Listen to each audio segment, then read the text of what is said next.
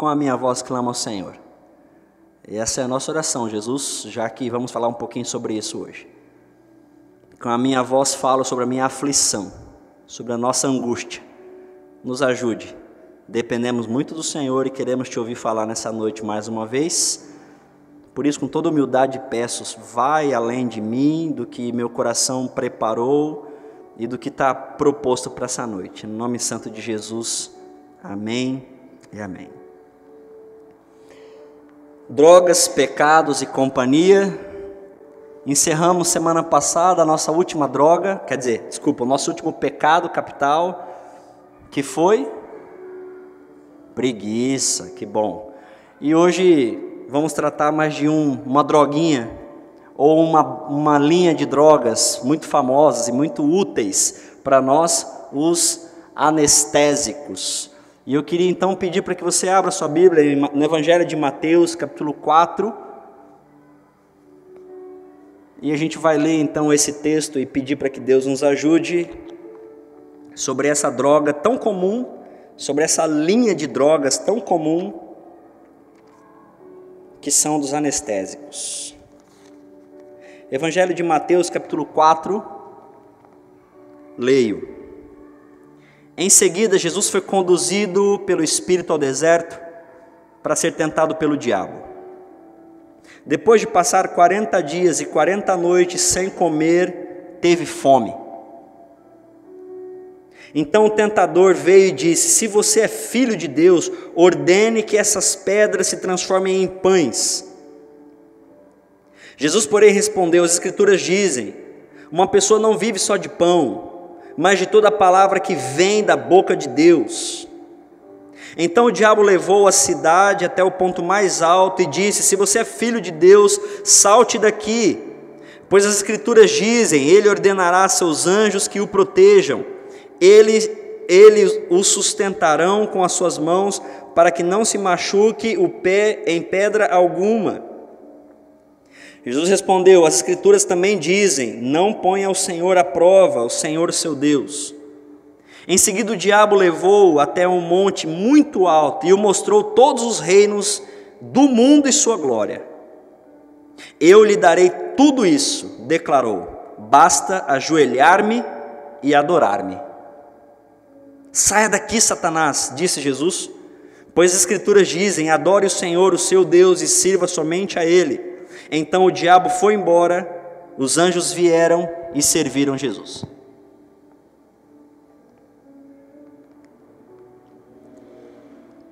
Nós somos seres divinos, somos seres espirituais, tendo experiências humanas. Nossa identidade é espiritual. Nós cremos que nós viemos de Deus e para Ele voltaremos. A nossa identidade mais pura, mais interna, mais profunda é espiritual. Nós somos seres espirituais tendo experiências humanas.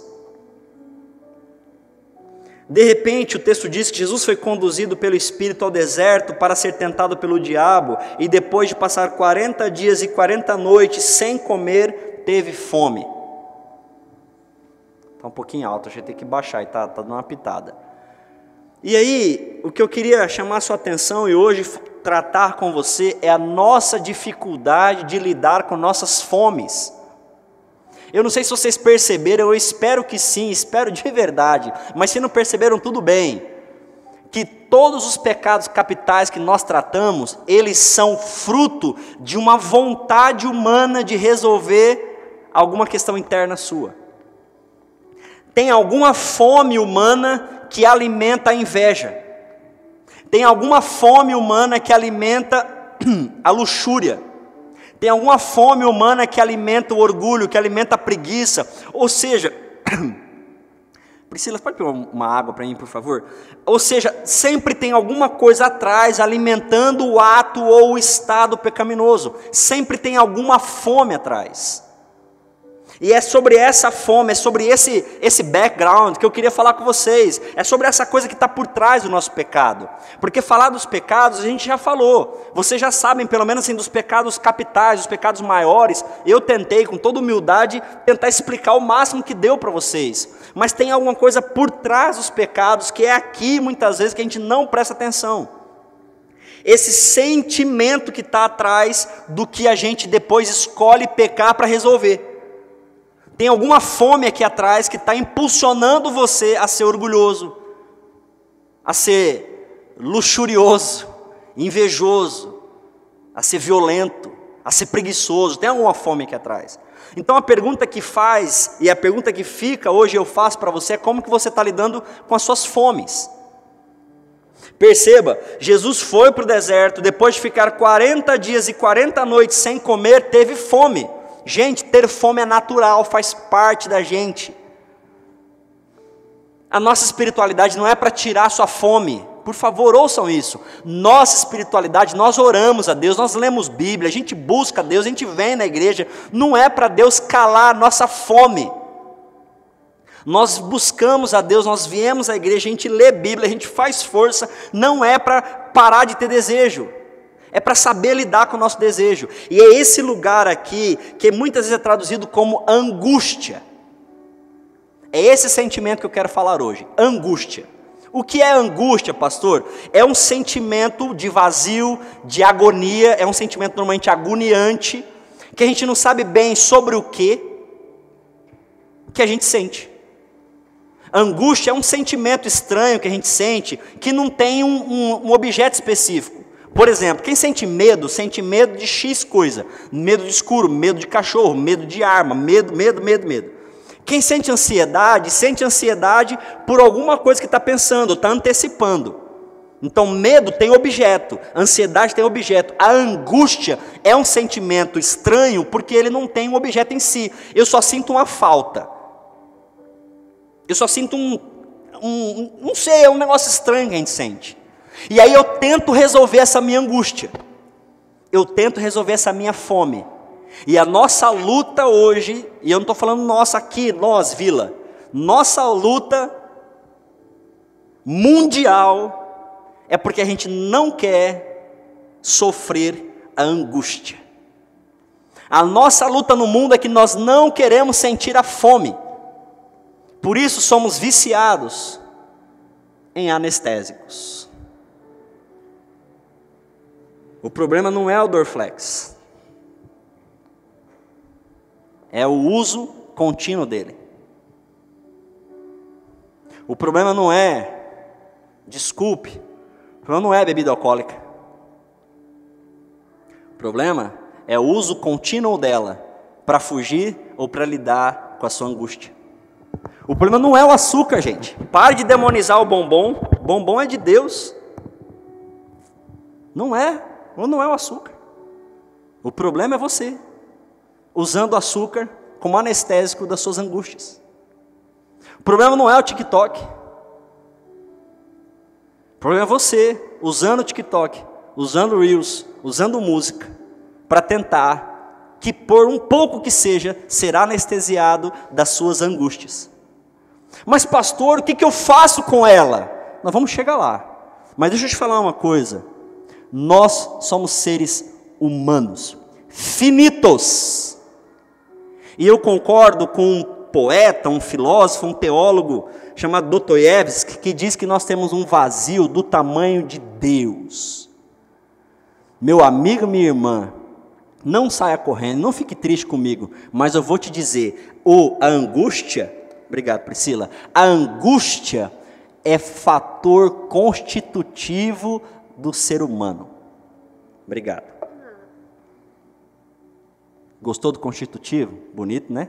O que isso quer dizer, né, pastor? Que negócio é esse?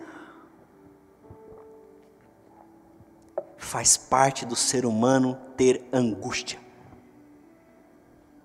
Mas pastor, peraí, Deus então criou a gente com esse negócio? Olha, teologicamente a gente pode até falar, porque foi o pecado que botou isso na gente. A gente tem um vazio de Deus porque escolhemos andar sozinhos. Pode ir por aí, mas também pode ser que nós, seres humanos, temos essa coisa. Porque nós somos seres espirituais, nós somos para a transcendência, gente. Nós não nos realizamos com as coisas. Não é só você que compra uma coisa e aquela coisa que você comprou não te preenche. Não é só você, somos todos nós. Nós somos seres desejantes. A gente é um ser que tem vazio, nós somos um ser que tem fome. E você já percebeu que depois que você come, dá um tempinho, você tem fome de novo? Tem gente que é curto esse delay dele, é muito curto, mas tem gente que é mais esticado, mas existe. Todos nós somos assim, e espiritualmente nós somos assim, emocionalmente nós somos assim. Então, cuidado, porque nós não queremos sofrer. A gente fala que nossas crianças da geração Z não sabem suportar frustração. É verdade, nossas crianças não sabem suportar frustração. Nem nós adultos. A única diferença é que a gente tem dinheiro, a gente vai e paga para calar a frustração. A diferença é que ninguém fica cuidando de você, o que você vê, o que você assiste, a pornografia que você consome. Ninguém fica vendo o que você se alimenta para lidar com a sua frustração, mas nós também não lidamos com frustração. Quer ganhar dinheiro hoje? Muda de profissão, vai trabalhar com cosmético, vai trabalhar na psiquiatria. Vai trabalhar na farmacologia, pensando e descobrindo remédios que fazem esse processo, porque nós queremos ser anestesiados de tudo, nós não queremos sofrer, não queremos esperar, não queremos passar fome, a gente não quer sentir isso. E eu preciso te dizer, irmão, isso é teu, nós somos assim, você não pode fugir disso. Quando você foge disso, normalmente é muito comum que ao fugir, você peca. Estou falando muito alto? Tá, não, tá, beleza. Que ela está, estou incomodando a Júlia ali, coitada. Então assim, ao fugir das nossas fomes, a gente peca. Quando foi Jesus foi tentado, gente? Pode falar, quero ouvir. Quando foi Jesus foi tentado?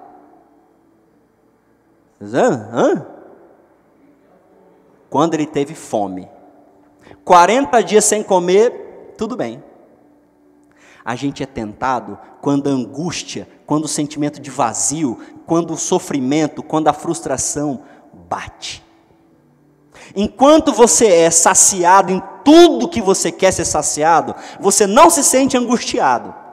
Você é angustiado e você é tentado quando alguma coisa não te preenche, aí fica um vazio enorme, isso é chamado de angústia, e nós estamos correndo atrás de remédio, de floral, de cachaça, de droga de usar, droga de fumar, droga de cheirar, droga de assistir. Nós estamos o tempo todo buscando alguma coisa para anestesiar esse vazio que a gente sente. Irmãos, em nome de Jesus, cuidado com isso. Porque droga boa tem um detalhe. A droga boa tem um detalhe. É intensa e rápida. E como é que você fica depois que passa?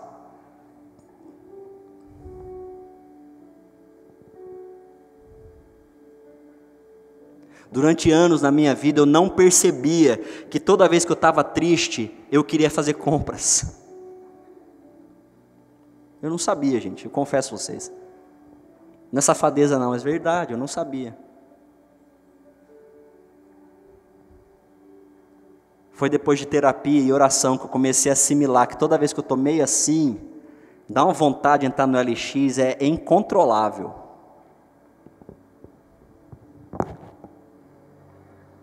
E aí o Shopee me oferece cupom de frete grátis, não é uma benção? Ou o Wish que mandava assim, pague só o frete, R$13. O que é R$13? É só R$13. Eu estava com fome. E eu achei que aquela compra sanava a minha fome. Aí chegava. Legal. A fome voltava. Precisava de outra coisa. Legal. A fome voltava. Em 2009 eu comprei meu primeiro carro antigo. Era um Opala. 76, Las Vegas. Quem não sabe o que está falando, depois pesquisa no Google aí.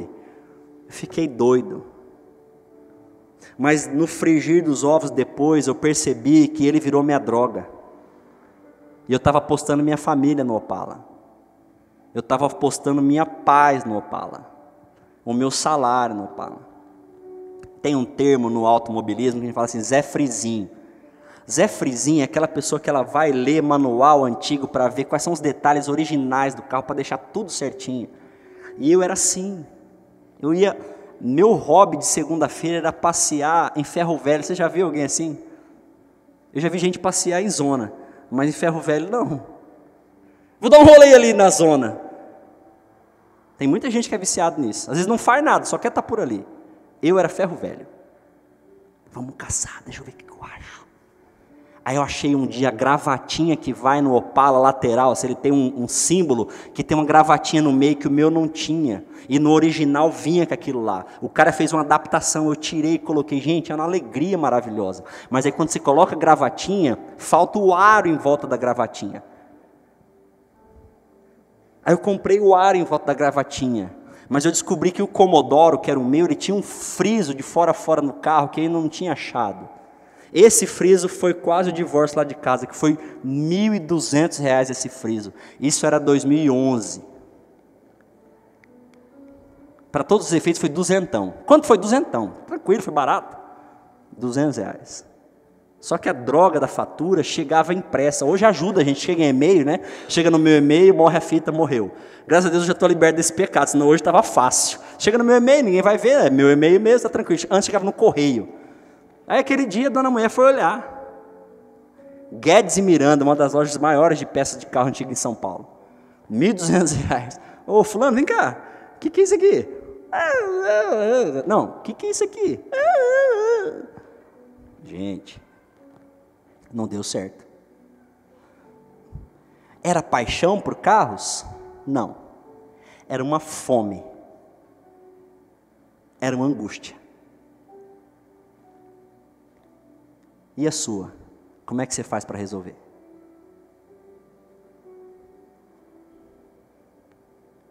E a sua fome? E a sua angústia? O que você está fazendo para resolver? Você está comendo? Você está falando mal de quem?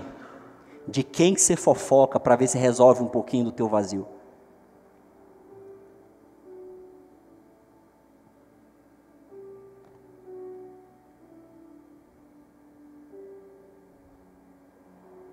O que mais que você quer colocar? Peito? Bunda? Maçã do rosto? Para tapar que vazio? Que vazio que você quer resolver com isso aí? O que você está fazendo com as suas fomes?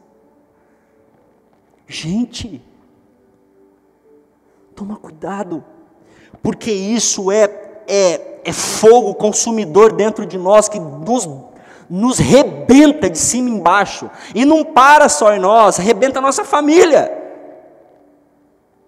Nos tornamos viciados em resolver essa fome. O Cristo teve fome, a primeira resposta dele, nem só de pão viverá o homem. Eu não vou resolver essa minha fome, mas não vou pecar. Era isso que Jesus estava dizendo. Eu vou continuar com fome, mas eu não vou fazer aquilo que eu não sinto que Deus está me dando para fazer. E o que a gente faz? Justamente o contrário. Eu estou com fome, vou fazer o quê? Vou comer, vou comprar, vou beijar, vou flertar, vou fofocar, vou matar, vou caluniar, vou me corromper, vou maquiar, vou falsificar. Pergunta que não quer calar hoje, e eu espero que não fiquem chateados comigo, eu estou tentando não ser duro. Semana passada falaram que eu fui, gente, olha, já chega a Tayana me cobrando em casa. Ela fala que eu tenho que falar mais do amor de Deus. Você nunca fala que Deus ama a gente, fala que é graça. Eu falo, vou chegar lá. Mas já chega ela, eu espero que não está sendo duro com vocês, mas é preocupação. Eu não vou ler o texto, que eu até ia ler, mas não vou ler. De que adianta sanar todas as suas fomes, as suas angústias e perder a sua alma? De que adianta? Pastor, quer dizer então que eu não tenho que ir num psiquiatra, às vezes tomar um remédio? Sim. Pastor que vos fala, vos toma ansiolítico. Eu sou medicado. E na minha cabeça, e na minha vida espiritual, inclusive, preciso prestar atenção se essa minha medicação, ela também não está tentando resolver um problema, que é de fome e que é de cunho espiritual.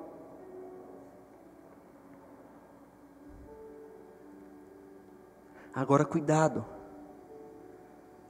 Quem vive à base de Rivotril, de Floral ou de qualquer outra coisa, porque está tentando resolver uma fome e não quer passar pelo processo da angústia, tome muito cuidado. Pastor, eu não quero sofrer. Irmão, deixa eu te falar uma coisa. Quem está vivo, sofre. Se você viver fugindo da sua dor, do seu sofrimento, você vai viver em pecado. Mas credo, pastor, que mensagem pessimista é essa? Não, desculpa, essa é uma mensagem real. O Cristo que morreu na cruz por nós, passou fome, e quando ofereceram um pão, e vou fazer uma propaganda agora, quem não vem, domingo de manhã, a gente recebe um pãozinho que vem um queijo em cima aqui, e outro queijo por baixo, a gente corta ele e passa manteiguinha, passa manteiguinha dentro, e vou comendo devagarzinho. Hoje tinha bastante, mas tem gente que nem todo mundo tem tanto assim. Eu vou comendo devagarzinho para sobrar. Imagina você com fome. E alguém te dá, come. E Jesus fala, nem só de pão vive. Esse pão não é para mim. Não é de Deus para mim. Nem só de pão eu vou viver. Agora, inclusive, esse pão vai me fazer mais mal do que bem. E a pergunta que eu te faço é, 2 pontos. Você sabe o pão que você come para resolver a sua fome? E você sabe se ele é de Deus para você?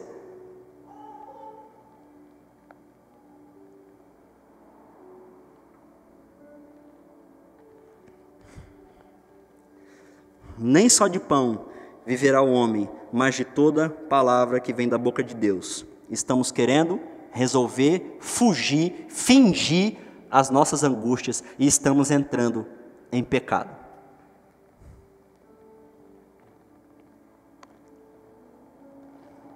Não ponha o Senhor teu Deus à prova. Quando você não confia que Deus está vendo suas dores e resolve os seus problemas pela sua força, você está colocando o Senhor à prova. Quando você não confia que o Senhor é contigo, e como a gente leu no começo, certamente a bondade e a misericórdia do Senhor estarão conosco todos os dias, lembra? Quando a gente não confia que certamente a bondade e a misericórdia do Senhor estarão conosco, estamos colocando o Senhor à prova. Então, quando você está com fome e você não espera em Deus ou com Deus para ver se resolve essa fome, e vou te falar, tem hora que não resolve, tá? Mas, com Deus, existe uma paz que excede todo entendimento, que me faz passar pela angústia. Pastor, dá para passar pela angústia? Dá. Pastor, dá para passar por esse sentimento de vazio? Dá. Com Deus? Dá. E você vai perceber que o teu vazio em Deus ganha sentido e significado. Como é que eu sei disso? Tem um cara que disse assim, ainda que eu ande pelo vale da sombra da morte. O outro cara falou assim, eu abro mão de tudo por amor àquele. Porque para mim o viver é o quê? Quem lembra? Isso, obrigado, Elenildo. E o morrer é lucro. Posso todas as coisas em Deus que está comigo. Paulo está preso, dormindo do lado do seu cocô e do seu xixi. Tem angústia igual a essa, gente? Pelo amor de Deus, gente. Meu Deus.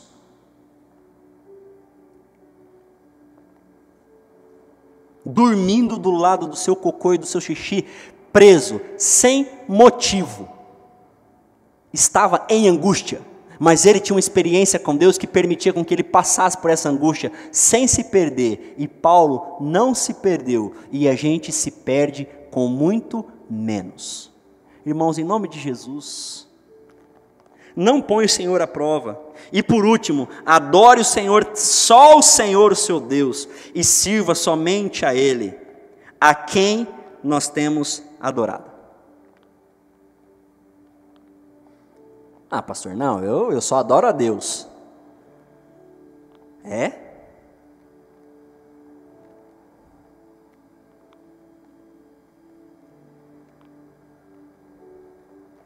Tem gente que adora o corpo, porque o corpo simboliza para ele, significa para ele um apaziguamento interno.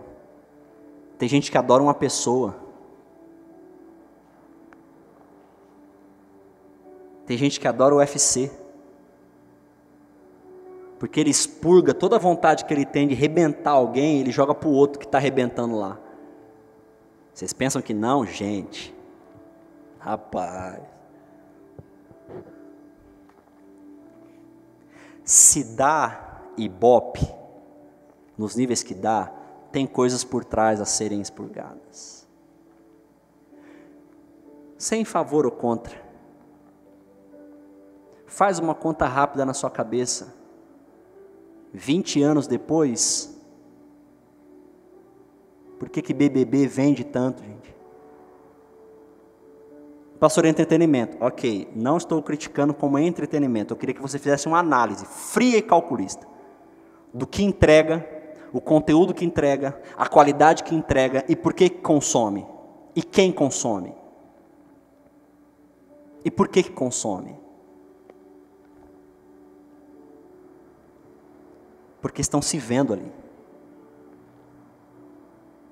Existe uma transferência, uma contra-transferência, uma retroalimentação emocional e tantas outras coisas. Estou citando algumas só. Por que dá certo, gente? E isso é em tudo. Quer ir mais? Para que não fiquem chateados comigo, mas vamos mais. Jogo de futebol. Por que os esportes atiçam em nós o melhor e o pior? Por que nos importamos? Qual a escalação de São Paulo hoje? Eu não tenho ideia, mas já tive. Já entrei num trem em São Paulo, Patrick e Dila que moraram lá, fui para um curso sábado, tinha ganhado uma camiseta do São Paulo. Olha, caipira em São Paulo, eu não gosto de louco. E eu fui para o meu curso com a minha camiseta de São Paulo, feliz da vida, gente. Nem era original, mas eu nunca tinha tido. Fui para o curso. Cheguei no metrô, Barra Funda, abri o metrô, tinha aquela imensidão verde. Entro no metrô, os caras me cercam, assim, vêm até em cima de mim e falam palavras de elogio, de bênção sobre a minha vida. A minha sorte, gente, foi anjo do Senhor. Entrou um guarda PM do meu lado, virou na minha orelha e falou: filho, por que você me põe essa camiseta hoje? Eu olhei para ele: por que eu não posso, pelo amor de Deus? Teve jogo de Palmeiras e Santos hoje, você é louco. Eu falei: mas meu, como assim, velho? O que tem a ver? Me explica.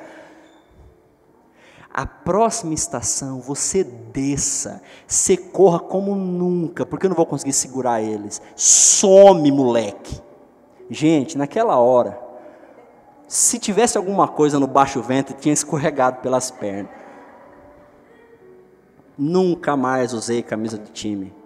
Até hoje, aqui em Campo Grande, ainda fico mais ressabiado. O que esse povo está falando? O que motiva alguém a querer matar o outro, porque está usando a camisa do outro? Eu queria ganhar 0,1% de qualquer jogador de futebol da classe brasileirão hoje. Aí eu torceria com um pouquinho mais de ênfase. Fora isso, não vou perder minha paz e brigar com ninguém por causa disso. Não vou. Dá para assistir? Assisto. Mas não mais como se aquilo me representasse, como mexesse com o meu ego, se fosse eu, e ararará. Não vou mais. Mas por que move multidões?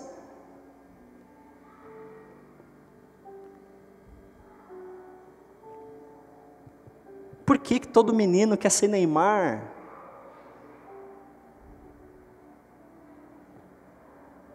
Na minha época era Miller. Você vê como eu sou velho, né? Minha época era Miller. Eu queria ser o Miller. É até pastor hoje, mas dessa parte eu deixo de lado. Mas eu queria ser o Miller. KT. Gostava do Palhinha, lembra do Palhinha? Oh, eu gostava muito de ver o Palhinha jogar. Toninho Cerezo. Esse é o time do São Paulo que eu lembro. Com Zete no gol.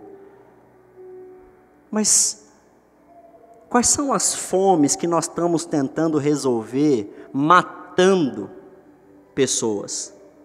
Qual é a fome que eu estou tentando resolver quando alguém que se compadece pelos 2 repórteres que foram mortos na Amazônia? Qual é a fome que alguém está querendo matar quando alguém que se compadece por 2 pessoas que morrem injustamente? Qual é a fome de alguém que olha para o outro e fala: você é esquerdista, você é comunista, por isso você está defendendo e está protegendo a morte de fulano? Eu sou o quê? Porque eu estou sentindo dor da morte de outro? Eu sou o quê?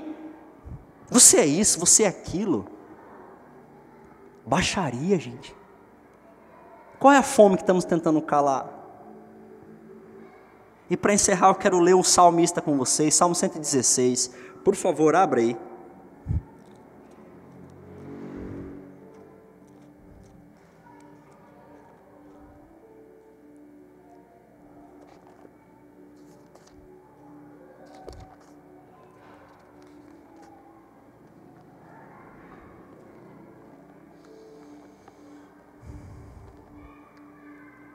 Fugindo das angústias, estamos tentando nos anestesiar. Tem gente que não dorme se não colocar um fone de ouvido com música, barulho de mar. Credo, pastor, mas isso é pecado. Que fome você está tentando resolver? Qual que é seu BO com o seu silêncio que não está dando para você dormir? A questão não é a música se é pecado, se não é. A questão é o que tem por trás disso. Pastor, se eu não tomo café, olha, não passe na minha frente. Meu irmão, café para você virou pecado. Está na Bíblia, lá em Zefénias, não tomeis café.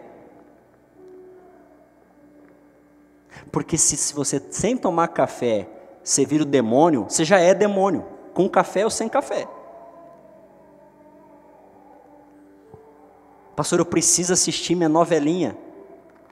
Coisa atrasada, né? Não, gente, Pantanal está aí bombando, batendo ibope para tudo que é lado, viu? Pastor, eu preciso, não assisto minha novelinha. Gente, qual é a fome que vocês estão tentando suprir? Que usa essas coisas como anestésico. E aí eu vou olhar um salmista, e ele diz assim: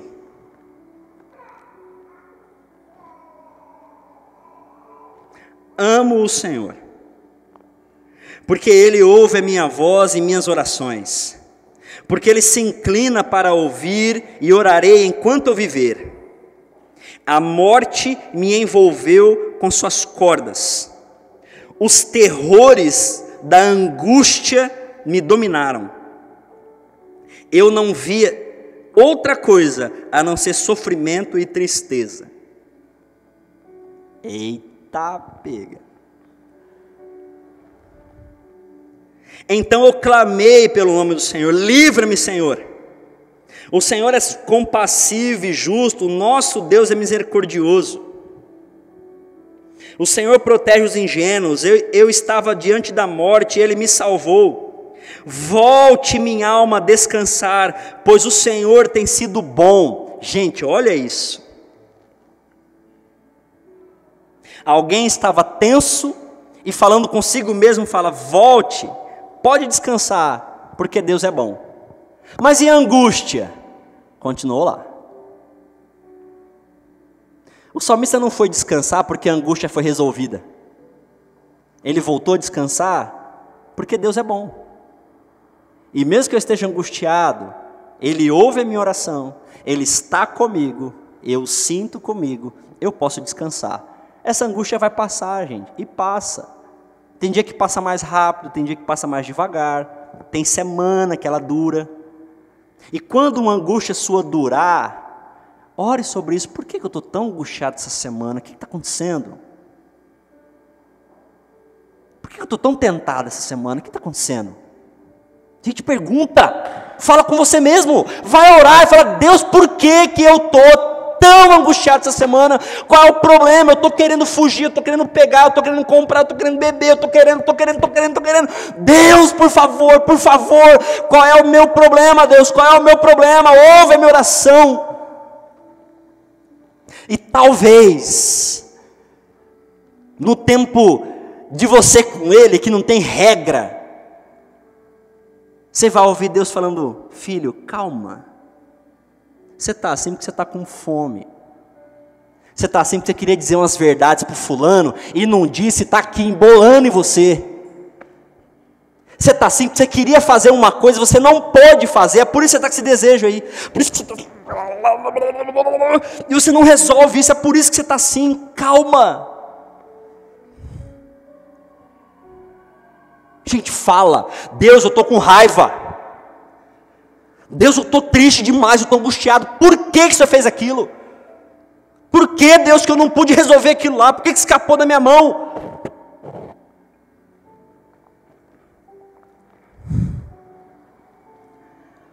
Volta, minha alma, volte a descansar, porque o Senhor tem sido bom. Ele livrou a minha alma da morte, os meus olhos das lágrimas, meus pés da queda. Gente, esse cara estava no precipício. Por isso andarei na presença do Senhor enquanto eu viver aqui na terra. Eu criei. Por isso eu disse: olha, gente, eu acho isso bonito demais. Desculpa se eu estou muito emocionado, mas é bonito, cara. Eu criei.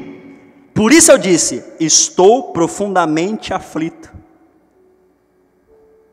Quando a gente está aflito, o que a gente faz? Tudo, menos falar. Eu creio, por isso vou dizer. Cara, é ridículo. Mas isso é uma vida espiritual a ser aprendida. Falei uma vez e ficaram chateados comigo. Desculpa, mas para mim, falar em línguas, virar cambalhota, profetizar, revelar, não diz muita coisa. Agora, alguém que tem espiritualidade, para aflito, orar, nesse pé aqui, vou te contar. Que vida é essa? Eu criei, por isso eu disse: estou profundamente aflito. Em meu desespero declarei: todos são mentirosos. Que posso oferecer ao Senhor por tudo que me tem feito? Agora, gente, todos são mentirosos? Do que ele está falando, será? Eu tenho uma desconfiança, vê se vocês concordam comigo. Todos quem? Todos os pensamentozinhos que estão na cabecinha dele. Todas as mensagens de suicídio que estavam rolando. Se eu fosse terapeuta desse cara, eu ia falar: esse aqui é um suicida em tendência altíssima, por causa desse nível de fala dele. E esse cara aqui fala: esses meus pensamentos são mentirosos. Essa minha realidade é mentirosa. É a minha leitura. Que posso oferecer ao Senhor pelo que Ele tem feito? Você reconhece a bondade de Deus na sua vida? O que você vai dar para Deus pelo que Ele tem te dado, irmãos?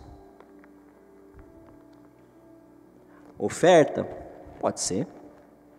Um cantar com ânimo? Pode ser. Eu sugiro a você: dê o seu coração.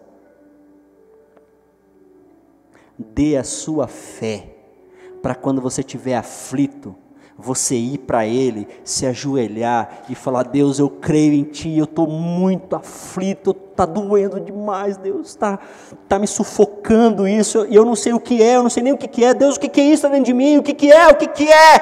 Fala comigo, Deus, porque eu creio no Senhor, o Senhor me conhece de dentro para fora, de fora para dentro, do avesso para o outro, o Senhor me conhece, fala comigo, diz para mim o que é, e eu vou ficar quietinho aqui, e eu quero ouvir o Senhor, papai, fala comigo.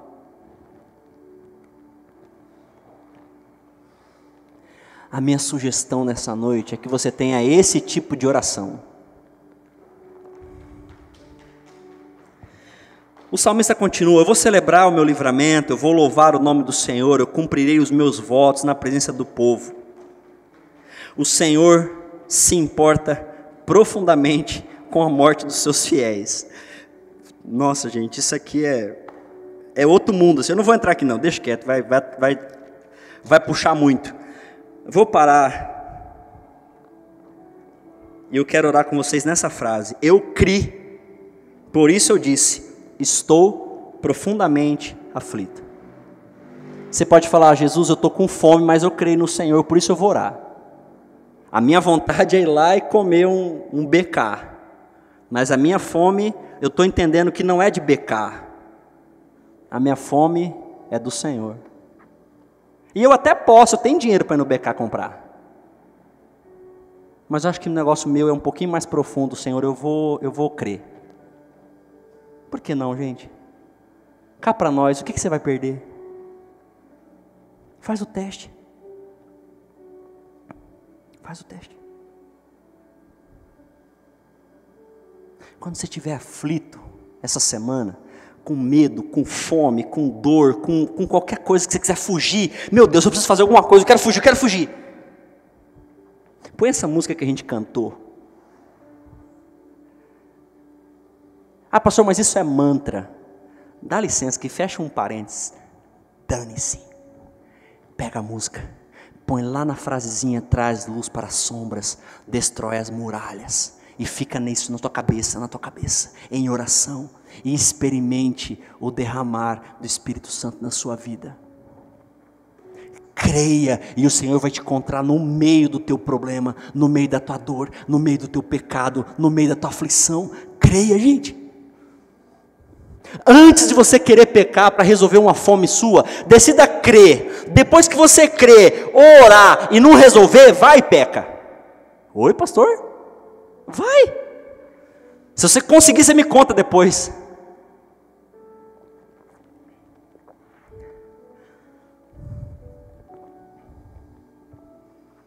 Você está aflito?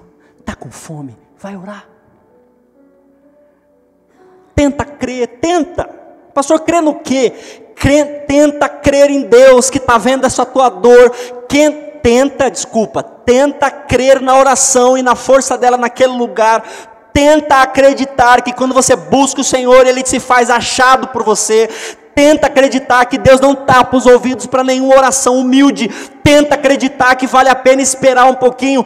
Tenta acreditar que você está só querendo anestesiar, você está fugindo, mas essa tua dor não vai sair de você, essa fome não vai sair de você, ela vai te consumir inteiro, você vai gastar tudo que tem e não vai resolver. Em nome de Jesus. Eu criei, por isso eu orei.